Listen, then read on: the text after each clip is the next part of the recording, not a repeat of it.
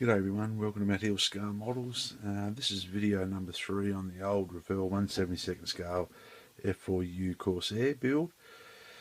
I've got a bit of construction done and painting as you've seen, so I'm just going to run through and show you roughly what we've done and how it sort of came out, and just some of the paints you used. I've actually used a paint through the airbrush this time that I've never had any luck with, but this time I have. I've used it for the fact is because I just can't get anything else at the moment, and I've had it for a while, and I've worked out now how to use it.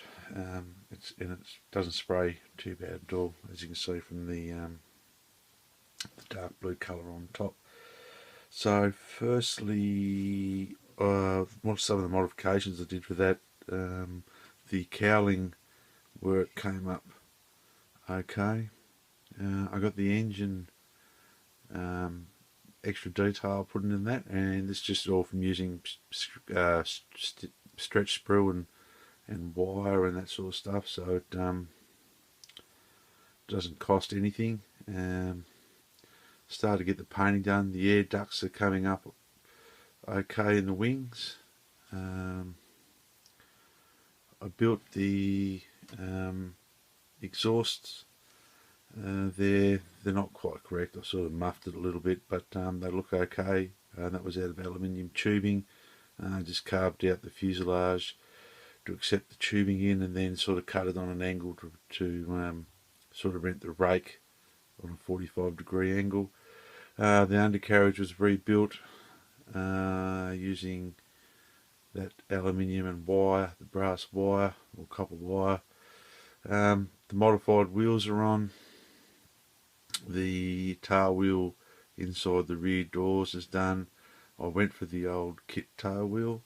On the tips of the wings there behind some of the mast gull I cut in the coloured landing lights, red on the port side, green on the starboard, and the overall fit of the kit is really good. That was my attempt at a bit of a cockpit. You're not going to see a real lot.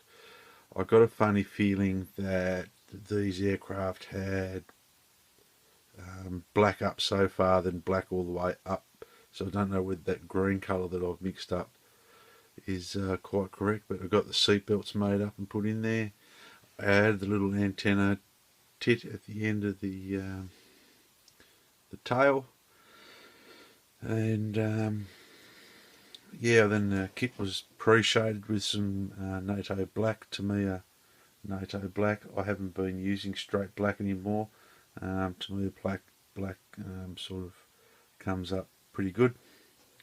And then the bottom of the aircraft was firstly sprayed in Tamiya XF2, and then after that had dried, I masked it out with some sausages or blue tack, excuse the then used some of the Mr. Hobby intermediate blue US Navy aircraft World War II to add the lighter blue stripe up the side, and then the final coat, the blue, was done in this glossy blue life colour paint, which now I've worked out if I put a little bit of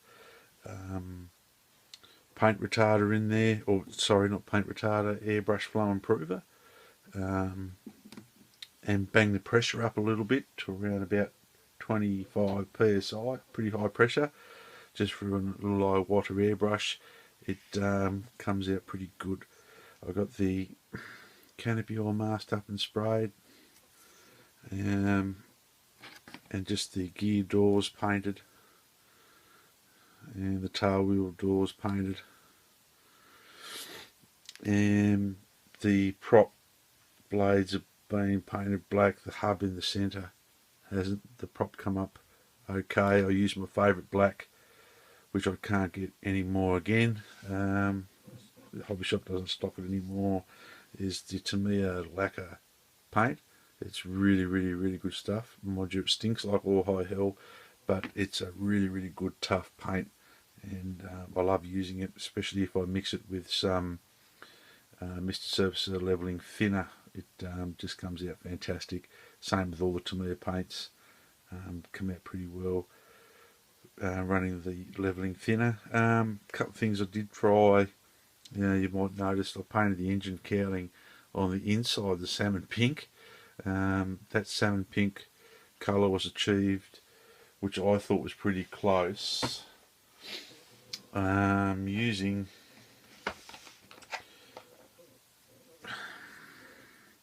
the Citadel Cadian Flesh Tone. It's that sort of salmony pinky colour, and it doesn't look too bad in 1/72 scale. So the next thing I'll be doing, I've got to paint the black on, or the rubber. I'll be using the Tamiya tyre black on the tail wheel and main wheels.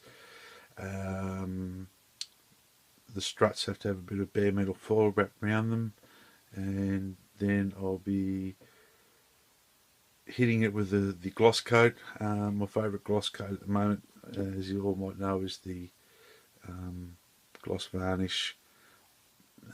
This stuff is really good.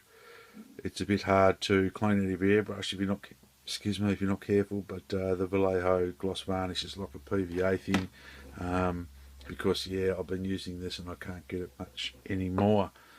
But yep, so far really enjoyable kit, and the next video will come up in the next few days for the final reveal. Going to do a little bit of weathering on this one. They were dirty birds, but I'm not going to sort of go too overboard. Try to do a bit of fading or etc. But we'll see what happens. Yeah, just going to try to make the best I can, then start adding the decals to it, and we should have the final reveal within the next few days, working between this one while the paint and clear coat harden up, and then on to another subject, ready for the Peter Person tribute build. So until next time, thank you very much for watching. Thank you to all my new subscribers, all the great comments. It's been really appreciated, and yeah, it just makes the old kit come up pretty good, so I'm pretty happy with it. So, the other thing I had to remind you, the wing guns have the little stubs I had there. Actually, one thing you're better off doing is sanding those up and just using a pin vise drill and drilling out the gun barrels in the end. But yeah, a little bit of some washers and stuff in the engine and everything, and yeah, she's come up pretty good. So guys, till next time, take care.